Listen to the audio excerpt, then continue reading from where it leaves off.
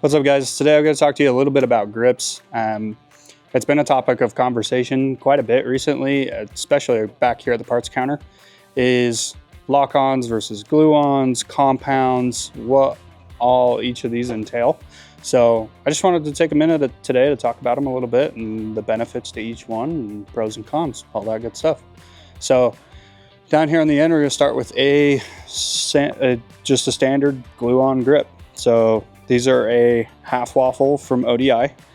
These you just typically get grip glue, which we have here, and put glue inside of the grip tube, and then you glue the actual handlebar, and you just slide these on the bar, wait for the glue to dry. Some people like to safety wire them. I'm that type of guy. Typically I'll do a safety wire here on the inside and then just on the end. And typically I don't have any issues with the glue coming undone in the center. So the benefits to doing a grip like this is they're considerably thinner than lock-ons because you don't have that plastic sheath that goes through the center of it to actually clamp it to the bar.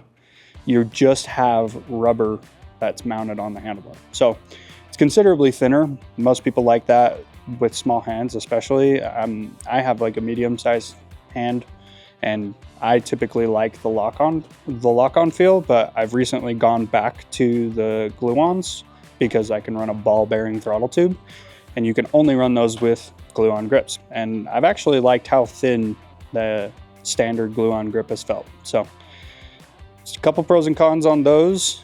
The next grip we have is a lock-on. This is again from ODI. The big difference that you're going to see on this one is it's got this aluminum ring on the end and a plastic tube that runs all the way down through the center, and it caps off on the end.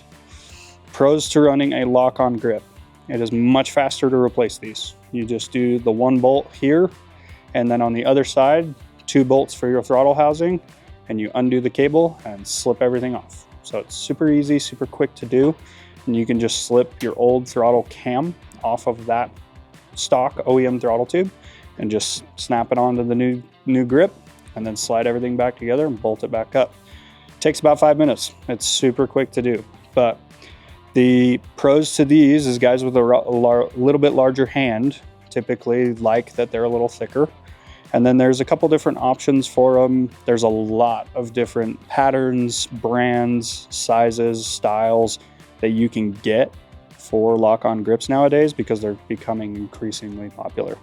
Another benefit to them is you have that plastic end bit that if, say, you go down and crash, you have that's going to break, or it's just going to scuff a little bit of the grip off, but it's not going to rip the whole end of the grip off, which is nice. It's just going to scuff the end there. The downside to them is when you break that plastic sheath on the inside, is then dirt is going to get inside your throttle tube, and then it can cause sticking there.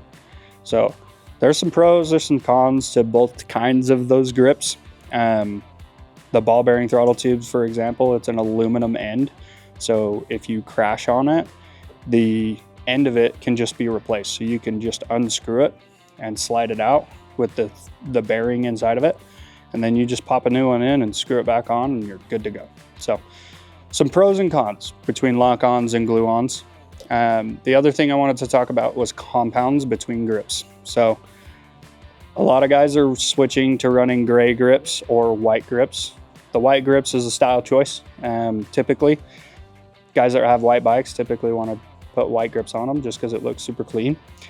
But typically your white grips and your gray grips are going to be a soft compound. So the grip is going to be considerably softer. So if you look closely here, if I push on it with my thumb, you can see that whole section starts to move a little bit.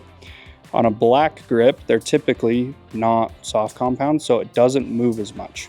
The pro to a soft compound is it's comfier, and then you get more grip. There are some guys that don't like it, myself included. I'm not the biggest fan of it, but it is a pro to some other guys. Some guys really, really like it, and that's just an option that you can run. And these are a typically thicker grip. So these are the Rogue grip from ODI. So instead of being kind of like these, where they're super kind of paper thin and not a lot of rubber there, These ones have huge raised platforms to them, so guys with bigger hands typically love these, or guys that don't want to feel like their palm on the backside of their hand with grips like these as well. The other thing with compound grips is ODI's newest grip that they've come out with this year is the Nomad. The Nomad is pretty dang cool because in like protective gear, there's been a huge surgence of D3O, which is that malleable kind of impact protective material. ODI found a way to integrate that into grips. So typically the ends and then a little bit through the center is going to have that D3O in them now. And it just provides that impact protection. So when you crash the bike or lay it over, you're not going to rip the end of the grip up. This is actually a lot more of a hard plastic that's kind of got a rubberized texture on the top of it. And then they do a lot like the Pro Taper pillow top grips where they have all of these individual squares, but they added lines to make it feel like a half waffle. So if you're destroying grips constantly, these are pretty dang sweet and good to have. So I would highly recommend them. But yeah, those are kind of the differences in compounds, thicknesses, glue on versus lock on. If you have any questions on any of these grips, any colors, sizes, all that good stuff, we have a bunch of different ones here in stock. So feel free to call us at the phone number below or come see us at Edge Power Sports in Draper.